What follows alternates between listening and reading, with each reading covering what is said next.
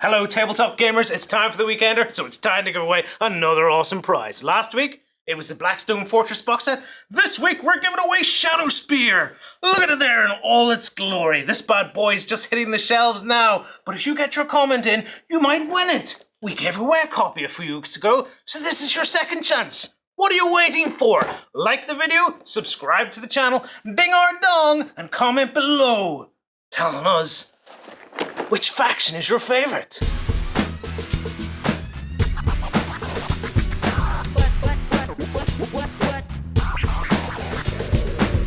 Hey everyone, welcome to the Weekender. It's been another long week in gaming with lots of cool stuff happening. Always. As I get all excited about it, this is the start of another show. Can you guess what's on the running order today, kids, that we're excited? Is there something on there? Oh, there is something on there that I'm excited about. Isn't that right, Ben? Look at that. Yes, man. there is, yes. Pre-show, I saw Lloyd walking around the office with a very suspicious-looking crowbar. He's so happy. Get in there. Yes, this week I'm joined by Gerry. Hola. I've got Justin. Hello. I've got Big Ben's face up on the screen. Hey, Hello. Ben. And of course, When we say Lloyd. Big Ben, it's bong. Bong. Yeah. Big Right. First up this week, though, we're going to give a shout out because it's AdeptiCon. Yes. So I'm going to give a shout out to Dawn and Gianna because the ladies are going to be recovering the show next week. It kicks off around the middle of next week. Yeah. It's going to be about 4 or 5 days. Yeah. It's nice because it's times. their home show over in Chicago, so it's nice and close to them, and they can get in and not be overly stressed. Yeah, that's the one that is right and close. Like Yeah. it's literally a stone's throw away from them. Yeah. Do you know what's an American stone throw. yeah. And do you know what's really cool about Yeah. Adepticon? What? Is it's got lots of 40k stuff going on, but it's got a great Saga tournament too. It's also got Kings of War as well. Has it? Yeah, big Kings of War. My tournament hobby there. horse sense is tingling. Good times. Yeah. See, I'm going to say, look, Dawn and John, if you're watching the show and you're at the Adepticon, if you see Wisco Tabletop, go and tap him up and give a wee chat. See how he's getting on. Go find Raj. Ask Raj. Raj what 2.0's been doing for him. Yeah. Raj is a guy who runs a YouTube channel all about Saga, and he does a Saga Thursday. And he gets people on to interview them about the battle boards and stuff. So you have like people from Europe, people from Russia, all over the place. And they Skype in and they go over the battle boards and stuff with them. It's cool. If it's like last year, I think you'll be going there to be taking part in the actual Adepticon In fact, tournament. his Saga Thursday that came out on Thursday. 3 days ago, actually has a bit about what he's going to be doing at Adepticon. Oh, so he's definitely going to be there. Yeah. Raj, say hi. If you see Dawn Gianna, say hi. Tell us what you're getting up to. Tell us how your tournament's going. Are you inciting Dawn and Gianna to rugby tackle this poor fella? Yes, go and get him. Go and get Raj. Football tackle. That's it. Right, so that's coming up. Also, Salutes is coming up hot on the heels of that. It's like the week after. Yeah, it's the first weekend of April. So April the 6th, that first Saturday in April, we will be across in London covering Salute. And I do have some bad news, some heart-wrenching, terrible, awful news. We won't be having a Backstager meetup this year. Dun, dun, dun. Yeah, unfortunately, this year we are basically chock-a-block with the stuff we're doing. So we're actually flying in the Wednesday before, spending some time with the guys at Foreground, and then we're going with Foreground to do Salute, and then when Salute's done, we're going back to Foreground to do a little bit more, and then we're flying home. So no Saturday night meetup, and probably no Friday night meetup either, because we're going to be giving the guys a hand on their stand to actually get all set up. He says that, but I said in that. actual fact, what happened was, I'm going, and they went, we'll not get him out of the pub. And the only reason I was going was for the Backstage to meet up and the pub. And now I'm kind of annoyed. So. But I'm not, because this means Jerry has more time to walk around Salute and see what Saga stuff he can Oh, do. yeah. Oh, there'll be plenty of Saga stuff. Don't worry. All the Saga all the time. So you're heading down. Ben, you're joining them down in London? Yeah, I'm heading down to London as well. And we're bringing the Ryan guys from and the stuff. studio as well. You're taking Ryan as well. So Taking there's Ray 4 Ray. of yous there. Yeah, 4-man crew, and this year we're going to be doing it a little bit differently. So we're actually going to have a stand out in the hall for doing all of our editing at, and we may do a little filming on there as well. So there will be a place where you can come and find the Beast of War crew through the day. Good luck getting any work done. I'm trying to edit here. I want to talk to you. I'm trying to edit here. I don't want to talk to you. It's all right. I'll stick Sam in the hand luggage and just throw him at them. Oh, that's it. We'll just hand Sam to them. Here, I'll just do bouncer. I can't edit. I don't know how technology works. you're going to be a dead giveaway. You guys aren't going to be able to walk around Salute and not be seen with him Yeah, towering above you. here's the good thing, because all Gerry, because he towers over everyone, he can just go, no, move aside, children, move away, small people. Hello, we'd like to do an interview. Ice Boy Saga. Yeah. That's much more likely. Yeah, see, we've got him as a high altitude scout. Yeah, cool. Good times. I'm looking forward to it. I've got to write out my list of things that I want. Yeah. Dude, we've only got 2 hold bags, so make sure whatever you want brought back is small. Or Not a full battle board. Or we post it. Yeah, well, I actually Do you don't have know a if there's big, a postal service big that anorak it. though that you could be wearing and like? I have a poacher's coat. Do you have a poacher's coat? Yeah. That's cool. In the name of hell is a poacher's coat. You've not had a I've never heard of a poacher's coat. poacher's coat is a long coat, like a 3/4 length coat or a trench coat, where Right. you put your hands in the pockets. Right. But then there's like a seam cut in that you can push into the inside of your coat, so your coat can be buttoned up, and then there's 2 huge like A4 size pockets on each side. So your poacher would have like a couple of pheasants, and we just put them in, and then Right. into there. Right, Gerry, if you're wearing that through the airport, I do have a question. Yeah. Has it been your lifelong ambition to receive a cavity search? No, but why would they? This would be got interesting. it's just got pockets on it. Like they stick you. They're not hidden pockets. If you open the coat, their pockets are on the inside. It just means if it's cold out and you've got your cigarettes inside there, It's then like you don't have to unbutton to get your cigarettes out. You if just they put them in. stuck you in the bod pod, you'd be like, oh. Yeah. All I would see is just lots of little baggies of little men, little metal men.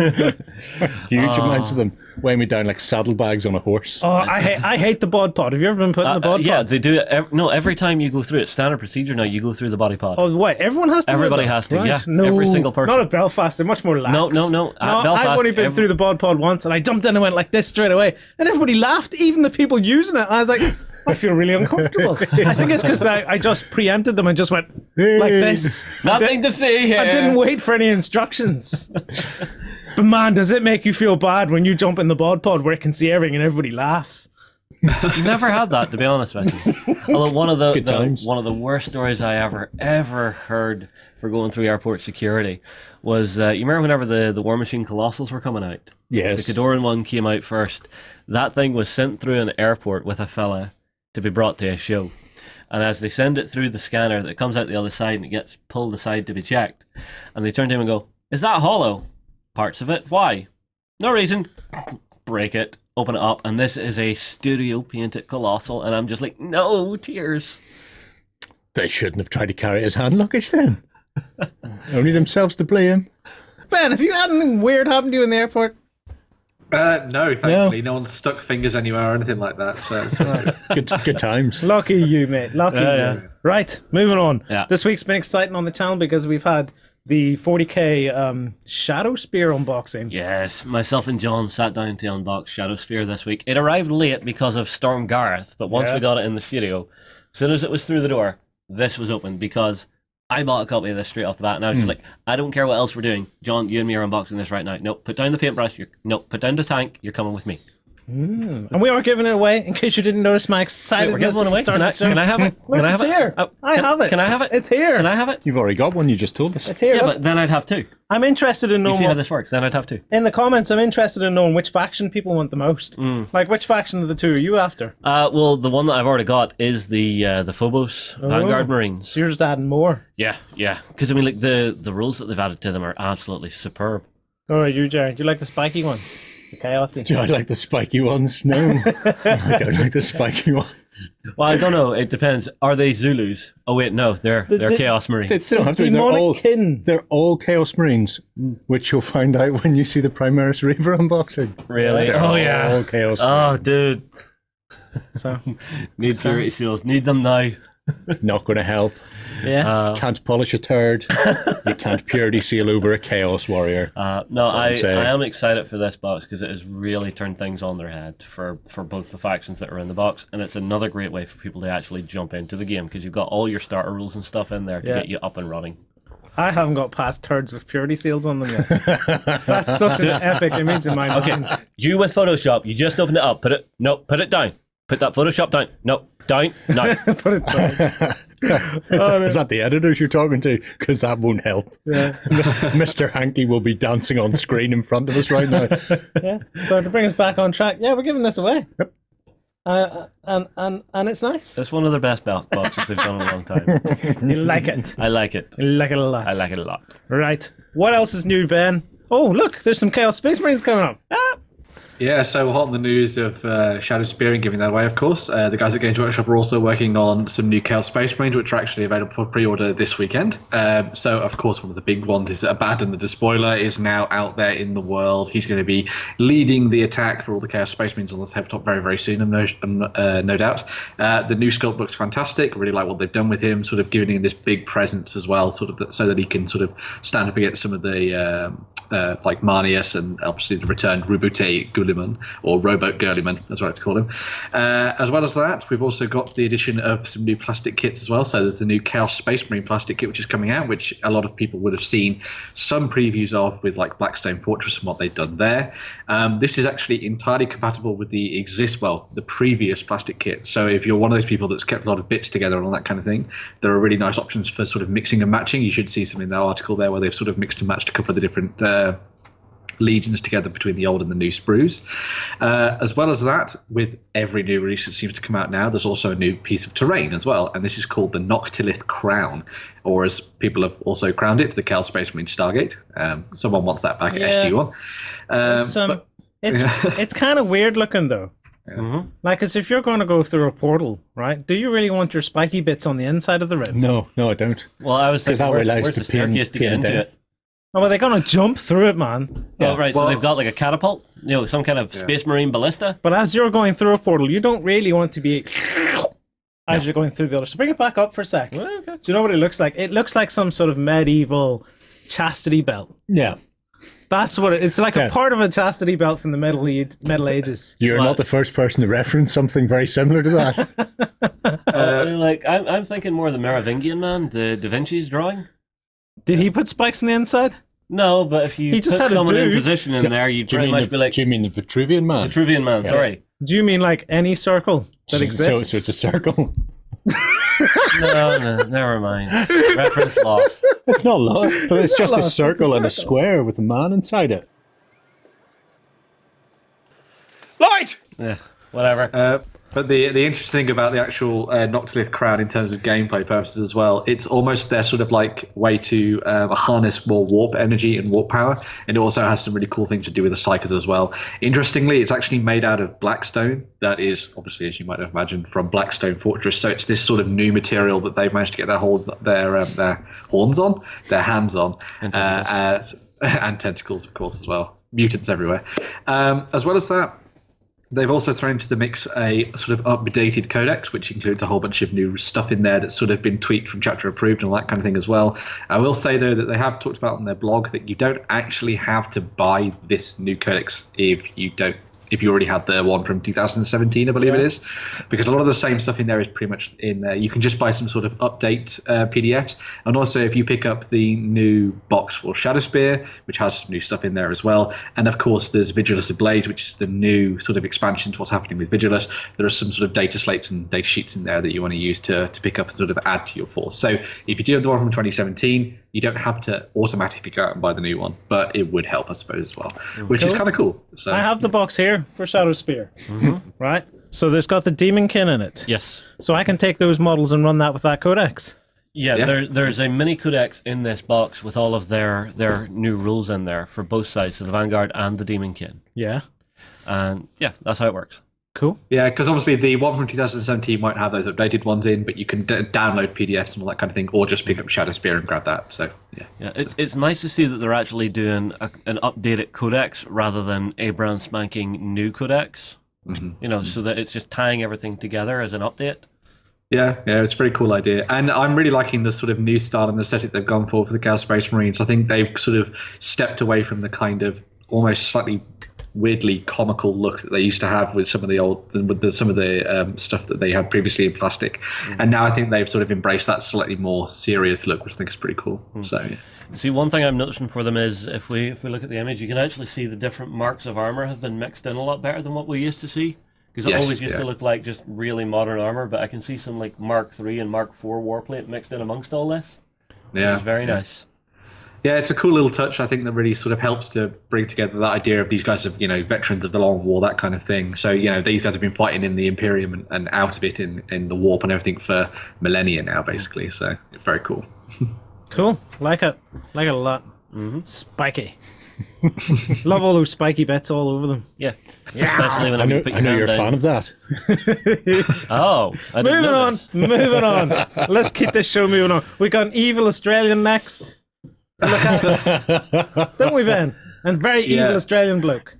Yeah, so one of the new Commander expansions for Star Wars Legion was sort of previewed in a little bit more detail by Fantasy Flight Games, and that is director Orson Krennic, which you might know from Rogue One. And obviously he's going to be a new sort of interesting commander to add into your force. He's very much like a guy that his sort of philosophy is win at all costs. So a lot of his order cards are very much to do with sort of throwing your guys in defensively to stop you getting hurt, or charging into battle when you're sort of on the brink just to do a little bit more damage to the opponent, that kind of thing. Or secure objectives and that kind of thing as well. Obviously, his trademark Death Troopers are sort of worked into his stats as well, so they come as an entourage for Krennic, which is pretty cool. So if you're one of these people that's playing as a Galactic Empire at the moment, there's another commander option for you to get stuck into, which is awesome. So. I like it. Krennic was probably one of my favourite characters added to Star Wars. He's great fun. He's a ambitious little get across the board, and his stats reflect that in the game as well. But you'd be angry too if you built the Death Star And then had it taken off you. credit for Yeah. Then Van Helsing swans in his carpet slippers because the boots hurt his feet, takes it off you. Especially when it's been stolen by like someone who's not even there. Yeah. Mr. Digital stole your credits. Yeah, I'm looking forward to it. Is there Death Troopers and stuff in the game yet? Yes, Death That Troopers, must have passed me by because they both were due to come out. They were both previewed in December. Yeah. And I think the Death Troopers came out. I think there might have been a production delay with Krennic. Death Troopers came out a little while ago. Oh man, I gotta go. So check they're that already out. there. They're elites. If you take Krennic can take one of them, one squad as troops. So you can squeeze some elite extra. troopers in as dungers, which is just great. That's cool because then you can reenact that bit where when they're walking in triangular formation and they're all panned out behind him in the long grass. Walking up to, some poor mad Mickelson in the middle of nowhere. Or so, isn't it? They just need Oh, some no. UV Sorry, lights on their Jim boots for information. Oh no, wrong franchise. I'm mixing Well, franchises. if you see Matt Mickelson in Polar, you don't want to No, make him angry. So you do not want to mess with the Black Kaiser. Yeah, cool. So he's out now. Yeah. So if you've got the stuff, now you can grab the next bloke to order them about and get them to do really cool stuff. I am liking seeing more commanders. It's giving you a lot more flexibility with the forces that you're going to be able to field for Star Wars Legion. Because that's what we found the last time we were playing was, you were really, really sort of shoehorned into a certain style of build just to make it work out to the correct Well, we point. only had one commander at that stage. Yes. So, Yeah. you were limited massively. yeah, the interesting thing as well that I think is good is that clearly Fantasy Flight Games, regardless of delays and stuff, are really focusing on this idea that they had when the game first came out, that they're pretty much going to try and bring everything they can from the movies and that period of Star Wars history to the tabletop. So we're seeing that look back at Rogue One and that kind of thing as well. So it's really cool. I'm glad to see them expanding and continuing to give some options to players and stuff. So. It's sweet because just before we came in for filming, we were laying out some stuff on a table to take some photos from backstage tomorrow. Because Gerry's brought up some hobby that he's been working on, these really cool buildings that look like the stuff from Skellig Michael, yes, which was Act 2 in Star Wars, where Luke went to hide. Yep. Yeah. And I asked, have we any men to put in around this, Celts or something? Celts. And Gerry goes, we do, but we've got Star Wars. We've got Star Wars. So he bails all this Star Wars down on the table. We'll show you some photos and stuff in backstage tomorrow. Yeah. And I just look at it and go, that's the cool thing about Star Wars, is you can take so much different terrain, and then as soon as you put Star Wars miniatures on it, it doesn't seem to matter what it is. It's sort of half, most of the time it immediately feels, this is Star Warsy. Yeah, it can be sci-fi without gluing extra bits and gubbins onto the side to make it look tacky. Yeah, it's the great thing about like a sci-fi or a fantasy reign or IP where they, especially when they've got entire worlds, like there's the forest world, there's the desert world, there's this world, there's the lava world. Here's a world like Coruscant where everything is exciting and new and futuristic, and that's where you can go full cyberpunk and full sci-fi. But at the same time, you can go, here's something like Tatooine, where I've got some World War II buildings from Bolt Action, and they can quite happily just sit there then. So that works. Yeah. Likewise, some Dark Age Irish buildings also works. Why not? It looks really sweet. You gotta see it tomorrow. Looking forward to showing it. Mm-hmm. It does look sweet, and it's on my mat. That's what sets it off, to be fair. You mean the buildings map that themselves you aren't got great. from the idea that you stole from me? Isn't it funny when people steal credits? Not your idea. How is it your idea? It was your mat. I looked at it and went, that looks cool. In the show, whenever you give away my yellow blanket, I was saying you can use this as a gaming mat. You went and used it as a gaming mat. Oh, yeah, because we had a conversation about it before we came in to film the show. Yes, that's right. Wait, Justin, don't worry. I'm crediting you tomorrow with stuff. Don't worry, What? mate. Is it the stains on your blanket? No, don't worry, mate. I am crediting you. Oh dear, this makes me nervous. Speaking of terrain, Yes. Yeah. there's some really cool Doom terrain coming out from Printable Scenery. Yes. Oh man, this hit the site during the week, and I was just like, gotta have some of this. Yeah, so this is from the guys at Printable Scenery. They've done some more STL file downloads for you to go and print away at home. One of the things that's just important to say here at the beginning is that a lot of people have talked about the idea of like, are they going to be hard to print, etc. For a lot of people who've used these previously, apparently the guys at Printable Scenery make them very, very easy to use and easy to manage when it comes to 3D printing. So that's something to bear in mind when it comes to this, that it might be a good sort of first step for you and everything like that. But yes, this is their new set of slightly hellscape style terrain. They've got two options for you to pick up, as well as like a larger bundle as well. And it's either for the Doom Gate, which is like that front part of the fortress, or you've also got the Doom Ramparts, which are the walls and the massive towers and everything like that, and also the backs to it as well, which I thought was really, really cool. I was obviously looking at this, and obviously with Age of Sigmar being a thing, I was thinking about the idea of throwing some Khorne onto there and having this as like a big, huge Khorne citadel where they're sort of charging out to just try and destroy some Stormcast Turtles that have wandered into their realm, perhaps.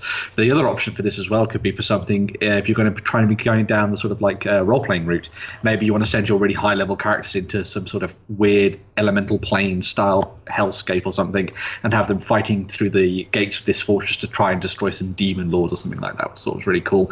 And of course, if you can somehow play some Doom on the tabletop in some way, this could be a pretty good backdrop for it as well. So yeah, it's a very nice stuff. Yeah, I like it. I like it a lot. And you could play Star Wars on it. I'm telling you could get away with Oh, it. God, yeah.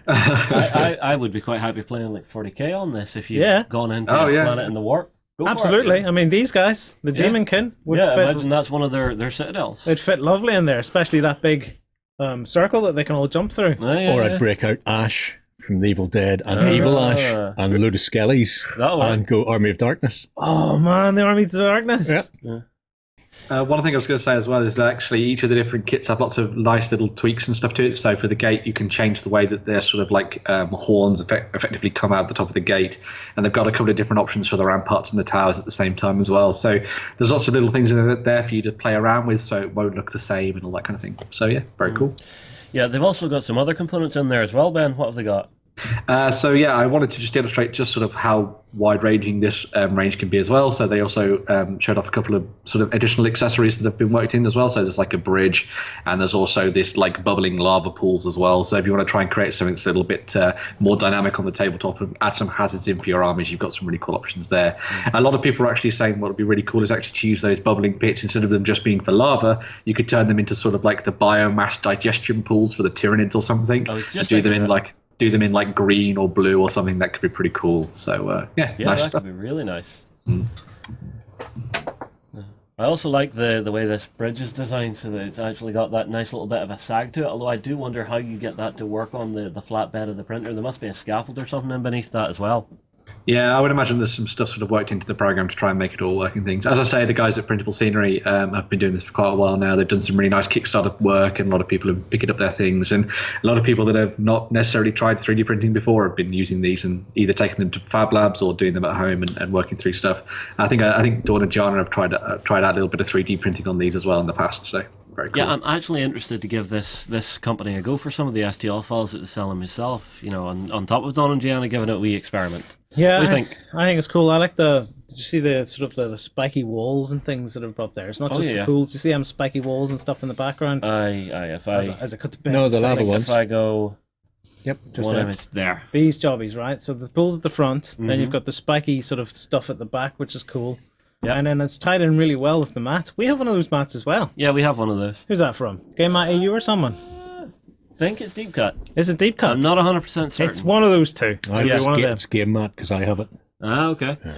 See, for the flaming walls behind it, you can actually do those as ice really easily. Oh yeah, you could. Yeah, you could make nice that. blue dry brush. You could do that. You could change this into a different type of world and like go with like an icy, rocky outer, Which would and then you mean- could yeah. put like a blue, bubbly sort of thing. So they'd just be like Icelandic thermal pools. Yeah. And then you could play games of Saga in Iceland. Do you know? Yeah, but like if you're Lots of black sand and thermal pools. if you're into the sci-fi stuff for like Star Wars or whatnot, you could paint that in blues and things. Yeah. Do you know the way on Pluto and the further out in the solar system, Yeah. it's not water that you find in liquid form. Yeah, it's like liquid methane and yeah. ammonia and things like Yeah, that. yeah. You could screw around with that idea and Yeah. paint it different colors. In fact, I think it's you can sometimes see volcanoes with like a Blue flame. blue flame. I've got a load of images saved of blue flame volcanoes and lava in case I do another project.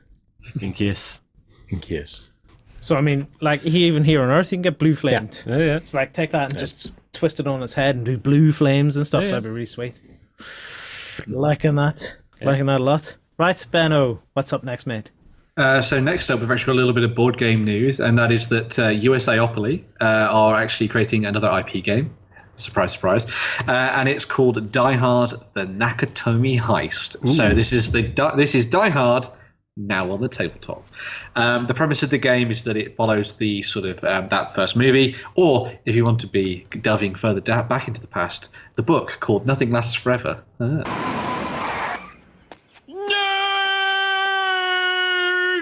Smarty Pants.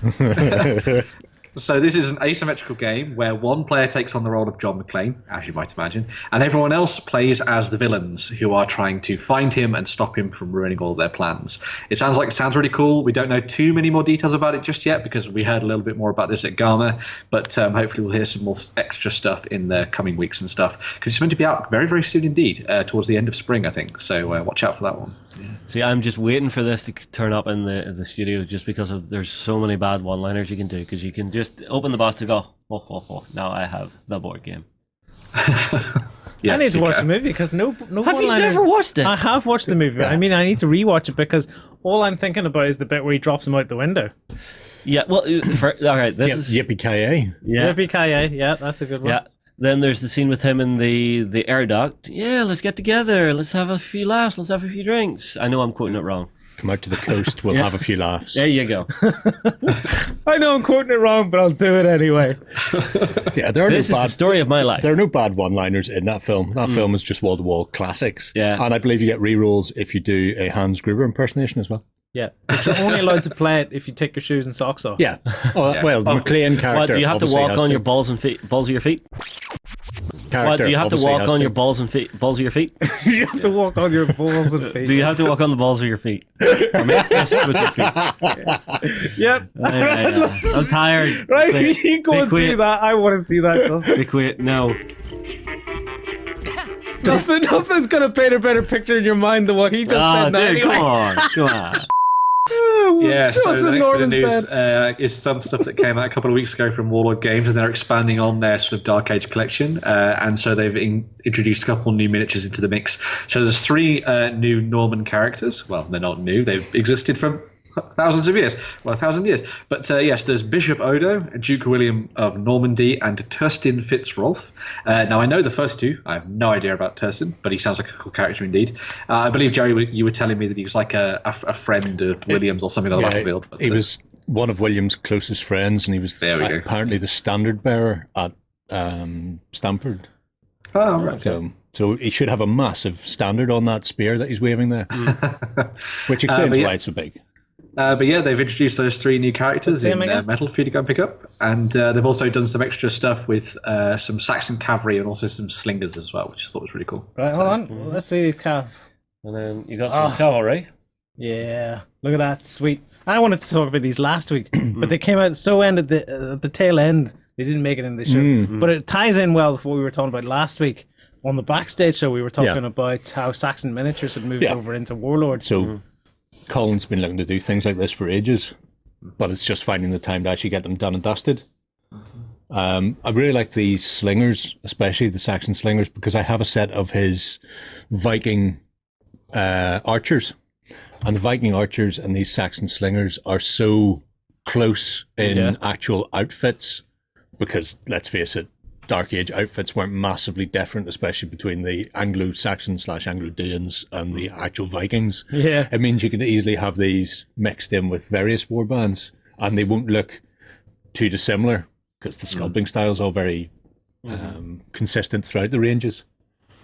One of the interesting things I was thinking about when I was looking back at sort of like historical weaponry and that kind of thing is that I always thought that slings potentially weren't that great at what they did or anything. They were kind of just given to the peasants to try and hopefully do some damage. But I was watching a show, I think it was a while ago, I think it was Mike Lodes who did it, who's this amazing historian who talks about historical combat and stuff. And he was saying that those slings thrown by an adept slinger could be like a bullet from a gun, and they would just go straight through you if you weren't careful. Oh, yeah. So yeah, dangerous weapon. He's the little hyperactive bald fellow, isn't he? He is, love him. he is fantastic. Absolutely fantastic. There's nothing better than watching him get a couple of they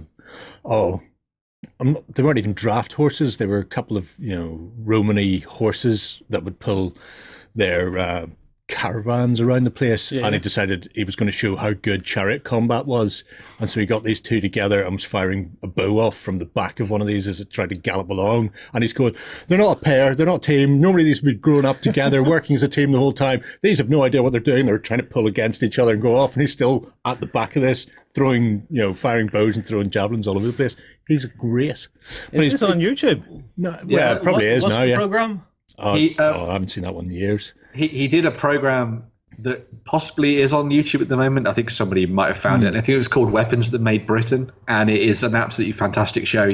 He goes through swords, shields, spears. I know who we're talking about. Well, Yeah. so, He did some stuff with Bethany Hughes, but the whole sling thing, slings are absolutely deadly. Obviously, the whole find decent shaped rocks is always a good one, but some armies actually equipped them with lead and actually had cast lead bullets.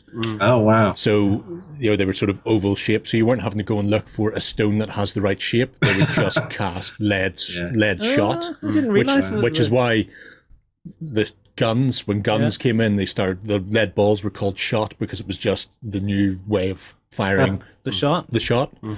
From your slingshot to lead shot to bullets and blah. So I thought you just lumped a rock in it and went for it. I didn't realize you actually went for it. But if you could find different, particular shapes of better aerodynamics, which means they went further, they went faster, and were more accurate. I guess it's pretty obvious when you're trying to skip a stone. Exactly. Yeah. If you just throw a big rock and it just goes plump. I think if I remember right, I remember seeing a documentary where they were actually at a Roman site. Oh, the Romans were great. They used to write stuff on theirs. Yeah. Like, there was this. Yeah, there was one of them. The archaeologist picked it up and translated it and just went, "This actually reads, take that." So you could get a rock with your name on it. Yeah. Baldric. So the chances of being two rocks with Baldric on it, very slim. Oh, cool. That's cool. Yeah, I'm really gonna loving get some those. slings now. I'm excited about it. Like, hang on, the number of times I've came into this office and found random weaponry. It's no, I'm not letting you get slings. I'm not gonna get real slings. I'm gonna get some slingers. Yeah. I'm not Okay, I'm not gonna slingers run out. not actually getting the weapon. No, I'm Apologies. not gonna run out and start tying my socks together or anything weird. You need to do that if you're going to walk on your bullets. Exactly. half. Because you're not gonna need your socks anymore. Yeah. There's another Dark Age release that's just There come out is, this there week is. that looks really sweet out of War Banner. War Banner, yeah. Or Footsore, what do they call Footsore them? it is. War Banner, let's see it. Footsore Yes. miniatures. Yeah, so this is a new release that is, I think it's on the cusp of coming out. I don't think it's directly in their website just yet, but I imagine it will be there for Salute and all that kind of thing. But this is their new Breton Cavalry Command. So if you're going to be using a lot of mounted units in your armies, be that for Saga or any other game set within the Dark Ages, these are some pretty cool options for you to go and pick up. They're presented, as you might imagine, in that kind of standard format for a command unit. You've got your banner bearer, you've got your sort of champion, as it were, a musician, and then someone to act as like a bodyguard for your captain as well, which I thought was really cool. It's also obviously in 4, so it works really nicely for Saga, which is really good. But yeah, a really nice new little thing that they previewed, and the guys at Footsore are really sort of adding slowly into the mix and sort of growing each of the different factions so that they can be effectively an entirely all-metal force for pretty much all of them now, which is pretty cool. So yeah, Paul Hicks is probably one of the best sculptors out there, and that looks like it's more Paul's work.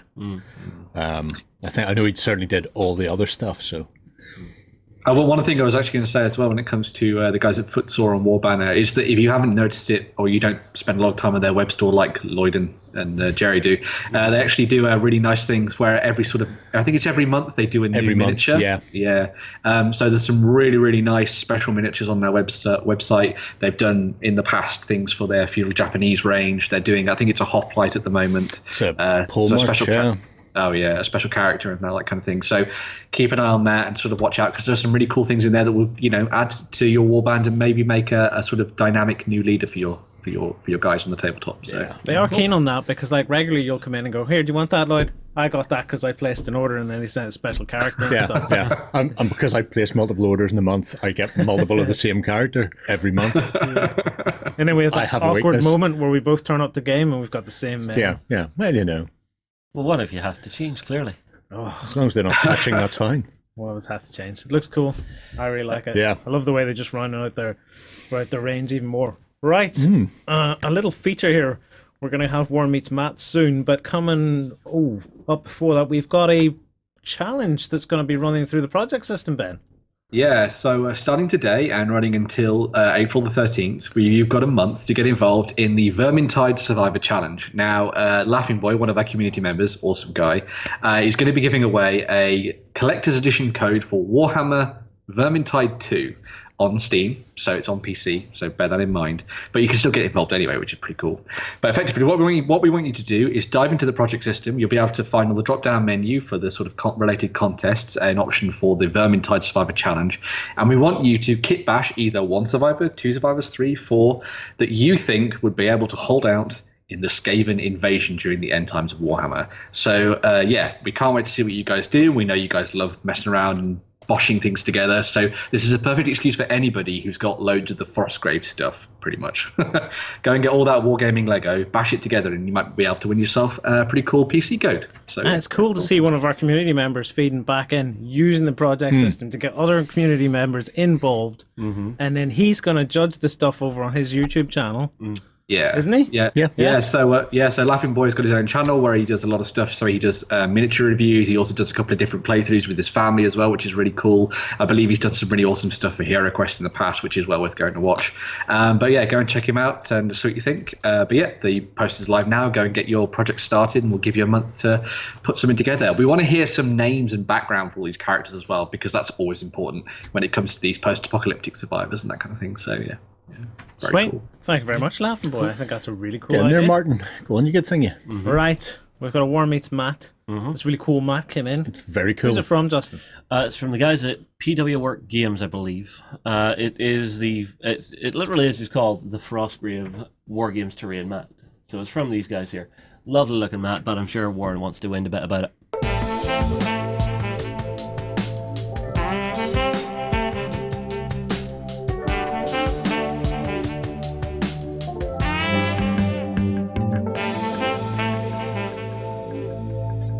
So I've grabbed me Justin and Lloydie's Gerry, and we're going to have a look at the new Frostgrave mat from P-Work War Games. Now, this is an official mat, officially created by the guys at P-Work War Games and Osprey itself. The mat comes in a few different sizes: 3x3, 4x4, 3x6, and 4x6, or 6x4 as we like to call it. This is a 6x4. Because I like to go big when I go mats. Yeah. Well, you get to see all the details. Here's the thing. It doesn't just have to be used for Frostgrave. This is a lovely runes mat. It is very, very, very cool. Right, so let's get stuck into some of the details first off, and then I'm going to have a little bit of a play. Okay? Those are good. So, Careful. Frostgrave. First things first, it's a game about wizards. It is. Wizards battling, and one of the cool things is right now, it's either out or just about to come out. There's kind of like a wizard's construction kit from the guys at North Star. Yeah. So the 8 wizard multi-part, all singing, all dancing, tiny duck, tiny squirrel, everything's there. All sorts of things on it. I want to get my hands on that, and it was a good opportunity to have a look at a Frostgrave mat in the process. Yes. Detail-wise, God, where do you start? It is uber detailed, this one. The print resolution is very, very good. We're starting to get to the point where the print resolution can't really get any better because you actually start to see the texture of the fabric underneath. Yeah, So- but then it's coming down to the skill of the artist that's making the mat. Oh, absolutely. Absolutely. So as you can see, you've got lots of snow-covered patches. You've got various... What I suspect is going on here is buildings over buildings over buildings. Yes, which is perfect for Frostgrave. Yeah, because you've got that sense of looking either down into the depths of dungeons or just looking at the different periods of time as things have progressed. So you have really lovely features like this European arc So the paving. cobblestone. Yes. Yeah. That is called a European arc, Justin. If you're going to get fancy. I'm a bit of a fan of paving and cobblestones. So each of these wee sets make up that nice fan. Okay. And I'm a fan of that particular pattern. You're a fan of the fan? I'm a fan of the fan. Here, you've got some rubble, and then breaking down through the European arc, you can almost see down into what I would suggest is kind of like a dungeon kind of a thing. Maybe. Or just some flagstones. Or just some flagstones. That's great. That's a very I've got to be dull. You know, I've got to be dull. a whole world of imagination and flagstones. Fortunately, you know. Okay, Justin, let's see how many other of my ideas you can shit on during this. All right, game on. So through here, we actually have the remains of some of the stonework, okay? Or just bricks, according to Justin. Coming on through. So you have actually start to have some areas kind of defined a little bit. These, to me, look like the footprints of some kind of devious creature that has been wandering around. But Justin thinks it's That's Bob just walking about. Bob walking about. Yeah. I do like how when they do run the footprints in, they run two different sizes. So you could have human, and then you could have some sort of terrible goblin or gnoll thing that's crawling about the ruins. So it's not just one set of tracks. Yeah, I was about donuts to all say over. a halfling, but a halfling's feet are probably bigger than a human's Well, feet. yeah, So that's See, you have an interesting one here where it looks like one of them has just been panicking back and forth, going, "What do you do? What do you do? What do you do? What do you do? What do you do?" Probably just standing on guard. Just now he wandering discovers some narrative. That's exactly what that is. So it's and this is exactly where I would maybe place the latrine. So just have the toilet. right, as with any mat, the proof is in the pudding. So I've picked out. I've got a couple of quick things that I want to test with this. Right. First, I want to stick some terrain on it. So I've pulled out some of the Daldor ruins that we have winterized. So I just want to see how it actually blends and have a look at it from the perspective of where you might align stuff to, because it's always a case of trying to, well, for me anyway, I want to put terrain down, taking care to the narrative of the mat. Where it makes sense. So where you've got things like this cobblestone all around, that is almost an ideal position for some large building or large ruin. Yeah. Because that would be the outside paving then, sort of crumbing around. Let's have a look at that and see if we can do something along those lines to create that kind of effect where we're just lining it up with the cobblestone pathways that would go around it. And then likewise, I kind of like how, buildings ruin in kind of like segments. Yeah, especially when you've got a lot of that uncovered sort of earth texture or rubble. You're not seeing the streets, you're not seeing the roads anymore. All you're seeing is just the result of Put that there. collapse. And we'll bring that to there. Few more bits for you. That's all starting to come together now, isn't it? So don't need that bit or that bit. Or that. Let's run with that, we see. All right. Okay. So there already we can start to see that is blending rather nicely. I think, with some finishing touches. Now, come with me and I'm going to show you something else. Something that I love playing with here in the member suite. So as you'll know, in the member suite, we did a kind of a lighting rig that me and Justin hand built ourselves. Royal we. Yeah, me and Justin, I said. So we have this kind of panel that we can control the member suite lighting. So if I click here, I've set up a little one here called Frostgrave. And if I click that, have a look over there, and you will see. So We are illuminated. Really does change the mood of this table. now, tell me that this is the beginnings of a proper game of Frostgrave right now. Yeah. All we really need to be doing is just layering out some Led Zepp now with, a bit of the Immigrant Song in the background and you're flying. Yes, absolutely. So just with a little smattering of blue LED light, and it starts to, your darkness starts to really elevate through the thing. Well, so it starts to tie the terrain down and into the map. it does, doesn't it? Yeah. It all starts to tie together. Right, that is your Frostgrave map, the official one, from P-Work. Nice job, P-Work. I like this one.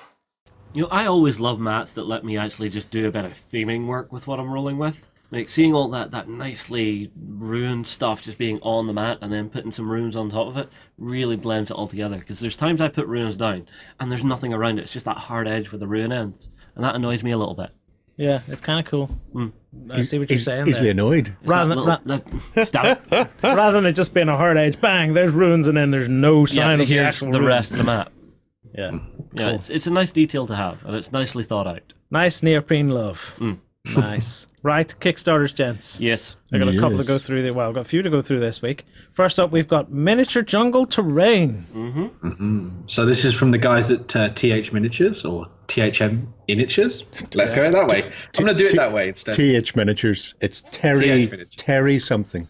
And when I say Terry, I mean as in Terry Henry. He's French/French Canadian. Is it not the miniatures? No. Okay. Terry Crews. Yes. Crews Let's go with Miniatures. that. Yeah, and this is a new set of resin cast jungle terrain for you to add into your sort of exotic tabletops and things. So if you're playing something like Ghost Archipelago, this would be pretty cool for that kind of game. So this involves a couple of different pieces. As included within the collection, you've got things like the Lost Temple itself, which is like a larger building that sort of sits in the middle of it all. You've got things like crumbling walls. You've got gate access and things for your tribes to run around in. You've got the monolithic structures, some pyramids as well, and also some sort of broken down statues and things like that. So if you want to have some sort of signifiers and objectives on the table, you've got those options there too. As I say, these are all going to be sort of resin, so you'll get these and you'll get the physical things in your hand. But as well as that, they're also opening up some things in their add-on section further down the page as well. So if you want to go and look back at some of their older projects that they've worked on, they've got things like, I think it's ruins, fortifications, volcanic, hordes, and like a snow one as well. So if you want to get involved with those and check out some more of their terrain, you've got some really good options there. But I think this looks really, really good. And it's nice to see something that's a little bit sort of different from the standard fantasy fare when it comes to tabletop terrain. So yeah, very cool. I love them Quite a with nice bits. Aztec ink, I feel to it. Even things like Savage Worlds, I want to say. There's a really nice, Savage Worlds, yeah. really nice range of apes, like with spears, or primal humans or whatever. I can't remember what the actual term is, although they do look like they've just been lifted from the new land of, or what you call it, Planet of the Apes. Yeah. Is the words I was looking for there. They would look great jumping around there. And obviously another good option for that, sort of going down that kind of route, you've also got that sort of pulpy side to it as well. So if you want to throw some of your guys in there that are going to go exploring and looking for lost treasure, sort of Nathan Drake style Uncharted thing, you've got those options there too, sort of Indiana Jones and that kind of stuff. Yeah. So And anybody who's got themselves like Aztec Managers and stuff, that'd be a good addition. Yeah. Is this still more the same stuff? Well, this is These the are- older ones. These are the older ones. I have the first three. I never got Scroll up again. I never got the stuffy stuff, but they're absolutely gorgeous. And they're really light cast resin. Yeah. So there's no really, really fine details. So for wargamers, people like me who will chuck things in the corner, they're really handy. All right, so they're robust. Yeah, I think they're is the word you're looking for. Yeah, they're robust enough. The Hordes one, particularly with all the bones and tusks on it, is nice. So the fact that if he's opened up the old Kickstarters, that you can pick out bits and pieces from that as well.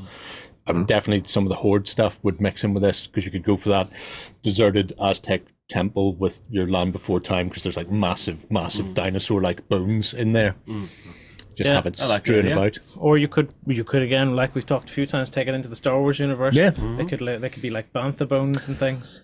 Create dragons on Tatooine. Massive bones there, yeah. Oh yeah, Put them into your desert. sweet. Go I'm tame. liking At it. which point the jungle stuff actually would be perfect for Star Wars, because that would Yeah. just look like the Sith temple on Yavin, where the you- rebels had their base. You could do it. Although never for- open a Jedi Academy in a Sith temple. Look, looking at you, you map it.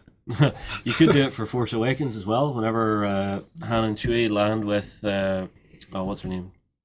Oh, I forgot Rey? the girl's name. Rey, yes, on the planet where she finds the lightsaber. Yes, Whenever they go into the bar, because all of that's that Yeah. Aztec style. that's true. Yeah, Options. Star Wars. If you've got terrain, just play Star Wars with it.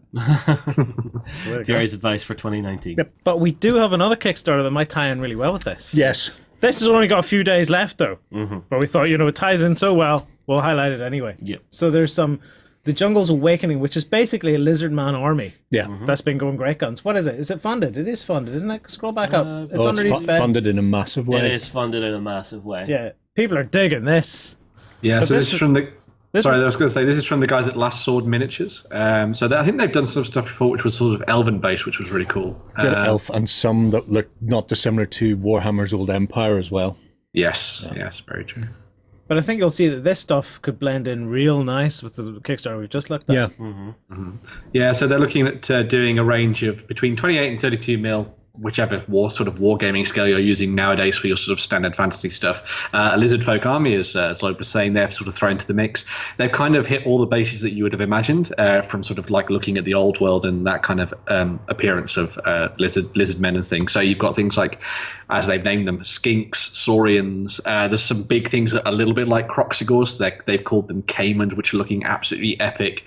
You've also got things like the larger toad creatures that are sort of your old ones in there as well. There's also a Thyroscutus, I'm going to say, which is their sort of big monstrous lizard beast that you could sort of throw into the mix as well.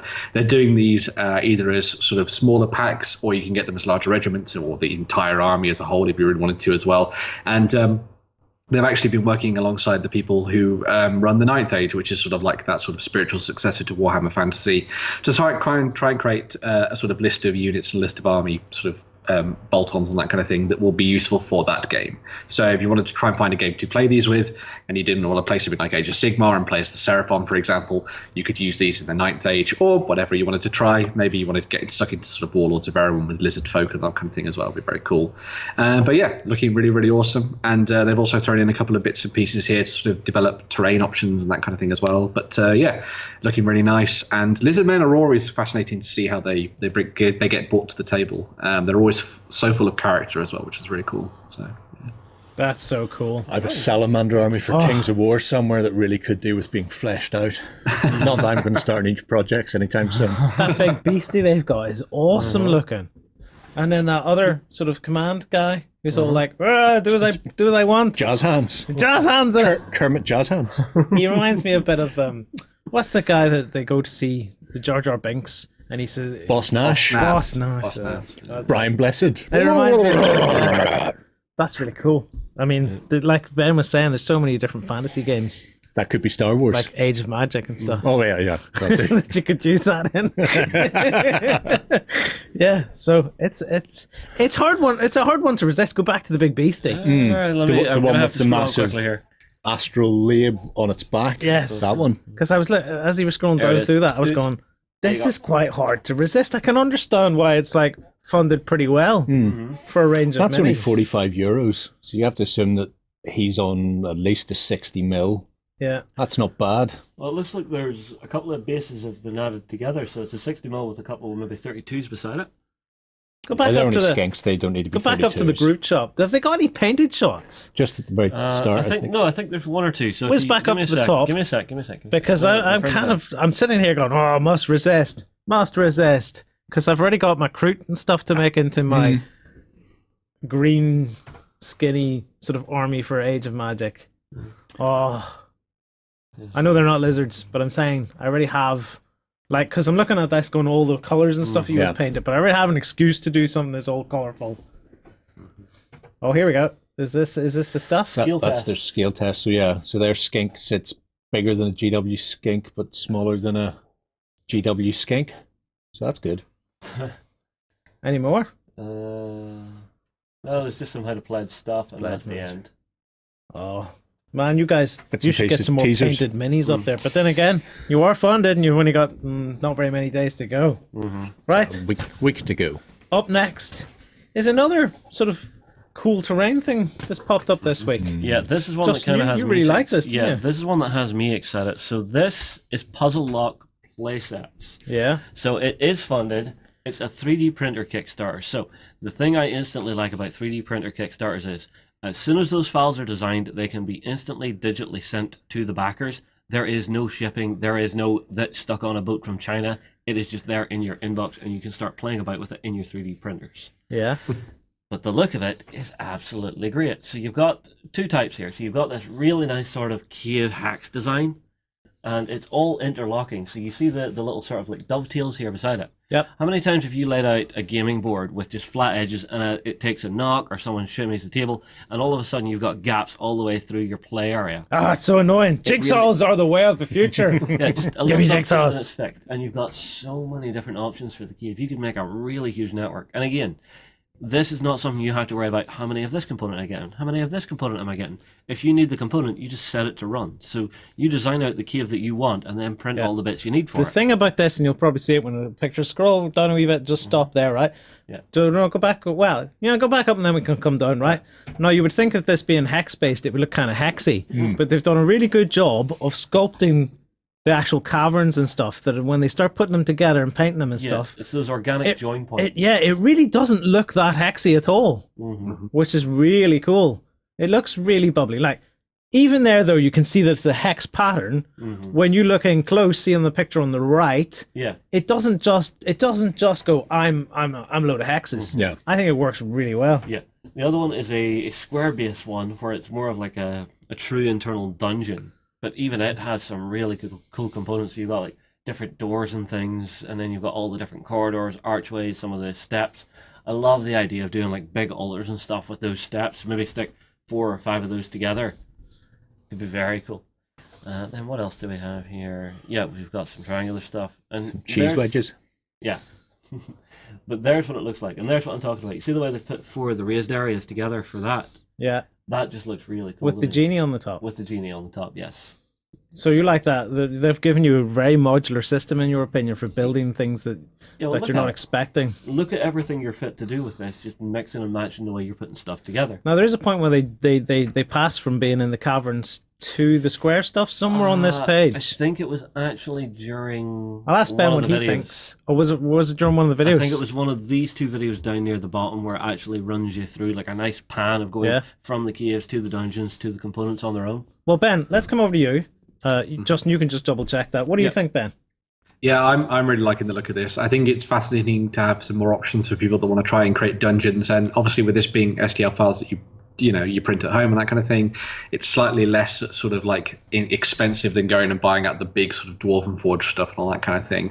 I'm really liking what they're doing with this, and as you say, the details on these are really cool. I really like some of the sort of additional elements they've added to it as well. So for a lot of the different tiles and things, especially for the dungeon one, you've got some options like doors and gates and wells and all that kind of thing as well. So there's little bits of terrain thrown in there too, which is good for sort of adding things, adding a little bit more sort of dynamism to all the locations you're fighting in. Yeah, I think it's fantastic what they're doing, and they're working towards some other stuff in their stretch goals as well. I know they've been sort of looking at things like traps and secret doors for more props. They're going to try and look at some new environments as well. So sewers and the Undercity, I think, is one. There's crypts and the catacombs, and then there's burrows and tunnels. Oh, burrows. For burrows and badges.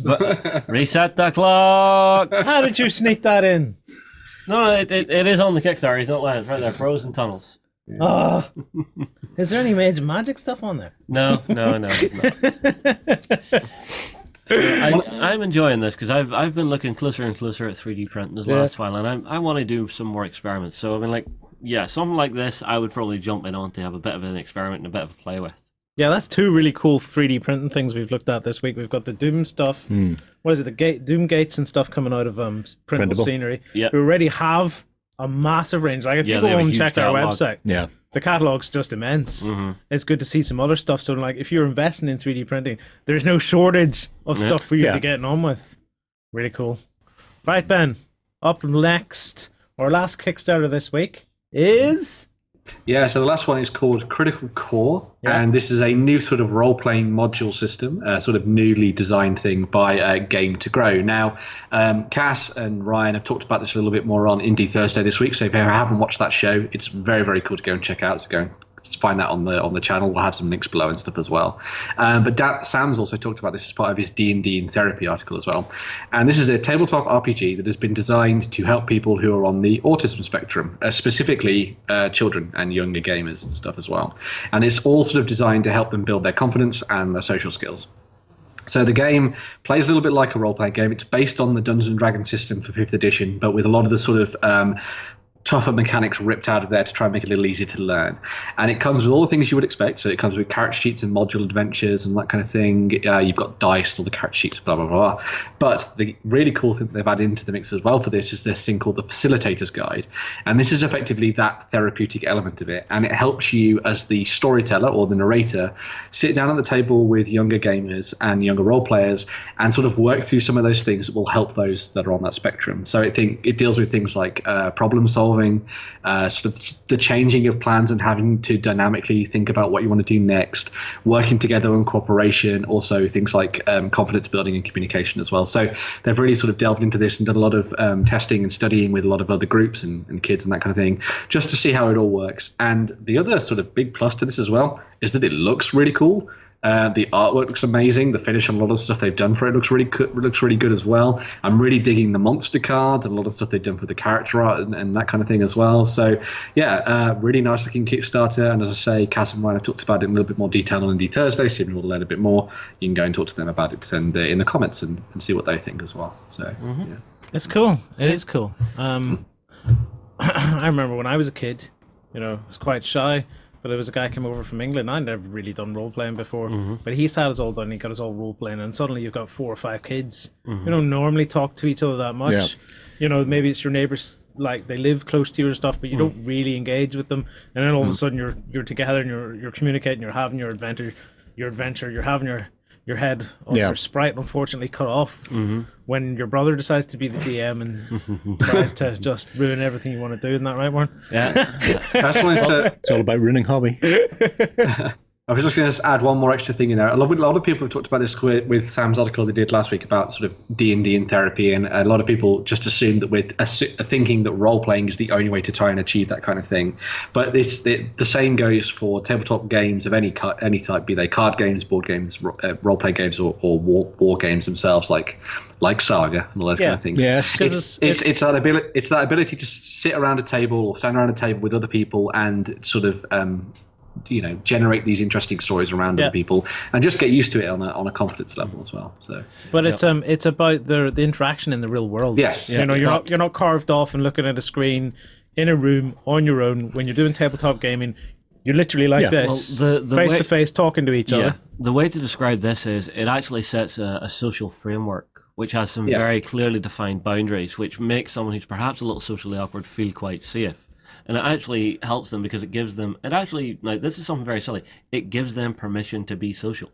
Because a lot of time you can be so scared to be social with people if you are a little socially awkward, it just terrifies you. But being in games and playing games of any sort, it puts you in a mind frame and in a situation where it's okay. And you're actually feeling okay because you're all under the same sort of onus. Yeah, exactly. I like the way of describing it. It's a framework of here's how you interact with each other based on this framework. You're not sitting there trying to think, what do I do now to interact with you? Yeah. Because I'm playing the game and the game is saying this is how you interact with each other. Because like a lot of the time you can turn around and go, I don't know this person, I don't know how to interact with this person. And it becomes a stressful point because you're spending a lot of time looking at that person trying to think. It gets more and more awkward as you do it. But it gives you that continuous common ground when you're playing a game together. So I think this is really great. 5 years later, you realise you still don't know that person's name. You see them every day in work. Yeah. And you just go, how you going, mate? How's it, Bob? I'm terrible with names. See, when I was at high school, the number of times you and Warren mixed me and John up. I got to the end of high school and there were still people in my class that was like, I don't know what your name is. Don't know who you are. Don't care who you are. I was one of those kids, everybody knew me, but I knew nobody. It was just really weird. But everybody knows you, Justin. I don't know why. It was weird. Because, well, I don't know. Maybe I just have one of those faces. Well, if you were talking about walking on your balls. Oh, stop it. And on that note, everybody, we hope you've had a fantastic Saturday morning with us. That might have been a wee indicator. Yeah. He wasn't talking about it, he was just doing it. Ben, you were saying the artwork is amazing. It was one of the things that jumped out at me first. I was looking at it. Can you find there is a monster somewhere on the Kickstarter? The artwork's yes, just immense. It's really, really good. So it's the orc you're after. Yes. What do you see this? Look, thing. check out the artwork on this. Now, as a kid, artwork on D&D type stuff and trading cards and all that sort of stuff was one of those things that would really draw me in. Yeah. So I mean, just look at it, and the art in the books and stuff as well. Man, I can't wait to see some more of that.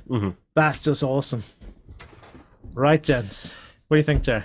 I'm loving it, but certainly haven't skimped on the artwork. Let's put it like that. It'll be interesting to see what they actually do to change the mechanics, though, because listening to the video, it just sounds like they're describing every role-playing game that exists. That's true. And I don't know how that makes it any different. Because when they did sit down to describe it, I said to you, they're just describing how a role-playing game works. Yeah. But I guess maybe they're aiming at this as an audience who doesn't know how a role-playing game works. So therefore, maybe they don't need to make it different. That's true. I have to wonder if they've perhaps dropped out the combat side of things and made it more about the social interaction. So your GM is actually giving your player... Not if you've got an insurmountable foe there. What are you going to do when he comes at you with the axe? Yeah, there's still going to be some combat. But hang on. Read this. At first, players may think they can overcome this obstacle through combat, but on closer inspection reveals there may be another solution. Yeah, but it means there's combat in the game. Okay, fine, there's combat in the game, but maybe it's pushing them towards more of a social resolution to things. Well, it's giving them an option, isn't it? Yeah. I wouldn't take that option with an orc. As long as I'm given the option. Never take the option with an orc. I can whack him with my club. Yeah. Or I can tickle him and laugh. I don't know what the other option is. But who knows? You tickle him, and while he's laughing, I'll beat him over the head with my club. And that's how you deal with orcs. Well, you see, it's that when you get the critical fail on your roll, you try to push the orc off the ledge, you get a 1, and you gently caress his back. The orc is now uncomfortable. Nah, that's all right. We know how to deal with orcs from now on. Boom. That's it. You heard it here. Tickle them. I actually want to see you two role-playing as a duo. Tickle them and smash their head in. That's it. Job done. Benno, do you want some last words on that, mate? I was just going to say, I think, as you were saying, this is sort of aimed towards people that maybe haven't potentially looked at role-playing games before as a way of sort of bringing a group of kids together or a group of teenagers together to try and learn, sort of how to develop and stuff communicatively, that kind of thing. So that's not a word, but it is now. But yeah, I think it's aimed at them, especially through the use of that facilitator's book. So, yeah. Okay. I think that pretty much wraps the show this week. Yes. Those Kickstarters are all so relevant and good to each other. I don't know what I'm trying to say. Not one of them is standing out beyond the other one for me because they're all pretty cool. Has anybody got a favourite? If you had to twist my arm, it would be the Puzzle Lock one, just because I'm really curious about some 3D print stuff in the near future for myself. Oh yes, it is pretty good, Gerry. I think I would probably go for the lizard men so I could use them in my salamanders, at which point then I'd have to pick up the TH Managers jungle terrain, otherwise I wouldn't have any terrain for my salamanders. Oh, Ben? I think while I would love to go for the Puzzle Lock one, because I already own enough role-playing games, I clearly don't own enough role-playing games. So I think I'd just pick up the Critical Core thing just to have it as part of my collection. I think it'd be quite nice. So yeah, very cool. Oh, everyone's lumped for something. I'm going to have to pick something. I think I'm going to go with the Puzzle Lock. Oh, I think the caverns are just really cool. Yeah. And that fact that you can pretty much just take miniatures you've got and just chuck them in. Yeah. Because although the salamanders and all look amazing, do I need more miniatures that I need to paint right now? Yeah. I always need more miniatures than I need to paint. Well, I can't handle it. Can't handle it anymore. You have to paint the terrain, but here's the great thing. You can do it with a 3-inch brush. Yes, exactly. The great thing about painting terrain is you're not like this. You're more like this. You've been watching my tips on how to paint stone. That's it. We would just take Gerry's tips, which we're going to talk about tomorrow a bit more. Just splatter it all over the inside of those cavern walls and everything. That's it. Yep. We should get that stuff and have Gerry just splatter it. Splatter it. Hey, I'll print it. You can paint it. Right. I think that wraps the show. But before we go, remember to get your comments in to win Shadowspear. Like the video, subscribe to the channel, ding our dong, and let us know which of the two factions that you're most interested in. Do you like the Demonkin or do you like the Vanguard? We are the Space Marines. The Space Marines. Do you like the spiky chaos or the unspiky chaos? Yeah. Do you like the ones who are going to jump out of a ring at you, or the ones that are going to land in a spaceship? Well, I've already made my choice. I'm happy with this. Right, so yeah, get your comments in below, like the video, subscribe to the channel, ding our dong, and if you want to know, did you win last week's competition, come on over to our prize claim center, visit OnTableTop, there'll be stuff on screen to tell you what to do, make a free account, and then you can browse this wonderful page showing all these lucky gets who have won in the past. And if your name's there, you're a lucky get too! Right, that's it, we're done, we're wrapped. We'll see you tomorrow on the XLBS show. Go ahead and check out our other content on screen now, and be sure to check out beastsofwar.com for the latest gaming news and gaming let's plays. And while you're at it, why not hit subscribe and remember to ding our dong. Go on, you know you want to click it. Go on.